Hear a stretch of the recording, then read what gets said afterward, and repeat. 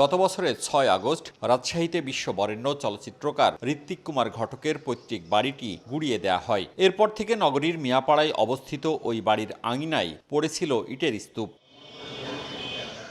বিজয় দিবসের বন্ধের দিনে ট্রাকে করে সেই ইটের স্তূপ সরাচ্ছিলেন বাড়িটির পাশেই থাকা হোমিওপ্যাথিক মেডিকেল কলেজ কর্তৃপক্ষ। খবর পেয়ে রাজশাহীর চলচ্চিত্র কর্মীরা বাধা দেন। এটা তো একটা শৈল্পিক মূল্য আছে, এটার সেটা বিবেচনা করা হচ্ছে না। ঋত্বিক এখানে বসবাস করেছেন, এইটার জন্য যেইভাবে এটাকে সংরক্ষণ করা দরকার সেটা করা দরকার ছিল। যখন অফিসিয়াল দিনগুলো বন্ধ থাকে, কারোর সাথে যোগাযোগ করার জন্য খুঁজে পাওয়া যায় না, সেই দিনগুলোতেই কেন জানি এইখানে বিভিন্ন রকম যে আঘাত আনার চেষ্টা করা হচ্ছে। রামপুর মৌজার ১৭৮ নম্বর দাগের ৩৪ শতক জমির মালিক ঋত্বিক ঘটকের মা ইন্দুবালা ১৯৪৭ সালে দেশভাগের পর ভারতে পাড়ি জমালে জমিটি অর্পিত সম্পত্তি হিসেবে তালিকাভুক্ত হয়। পরে ১৯৮৯ সালে রাজশাহী হোমিওপ্যাথিক মেডিকেল কলেজ ও হাসপাতালকে ইজারা দেয়। ২০১৯ সালে বাড়িটির একাংশ ভেঙে সাইকেল গ্যারেজ তৈরির অভিযোগ ওঠে। তখন সারা দেশে এ নিয়ে প্রতিবাদ হলে বাড়িটি সংরক্ষণের উদ্যোগ নেয় জেলা প্রশাসন। ২০২১ সালে গণপূর্ত বিভাগ বাড়িটি সংরক্ষণে প্রাক্কলন ব্যয়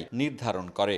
এই ইটগুলা একটা ভাগাড়ে কিংবা একটা পুকুরে ফেলে দিচ্ছে, এই এত গুরুত্বপূর্ণ ইতিহাসটা। রাজশাহী গণপূর্ত বিভাগকে দায়িত্ব দিলেন যে এটা একটা ডিজাইন করার জন্য, যেটুকু আছে সেটা কিভাবে সংরক্ষণ করা যায় সুন্দরভাবে। হোমিওপ্যাথিক মেডিকেল কলেজ পরিচালনা পর্ষদ বলছে, কলেজের সামনের অংশ পরিষ্কার করার উদ্দেশ্যে ইট অপসারণ করছিলেন তারা। জায়গাটা ওরকম থাকলে দেখা যায় যে আমাদের অনেক সময় হাই অফিসিয়াল কেউ গেলে বিষয়টা খারাপ দেখায়। আর এই জন্য আমরা পরিষ্কারের উদ্যোগ নিয়েছিলাম, যেহেতু ওনারা এটাতে বাধা সাধছে, আমরা আপাতত এটা বন্ধ রাখছি। ১৯২৫ সালে জন্ম নেয়া ঋত্বিক ঘটক শৈশব ও কৈশোর কাটিয়েছিলেন এই বাড়িতে। শরৎচন্দ্র চট্টোপাধ্যায়কে নিয়ে নাট্যচর্চা করতেন এখানে। এ বাড়িতে থেকেছেন ঋত্বিক ঘটকের ভাইঝি কথা সাহিত্যিক মহাশ্বেতা দেবী।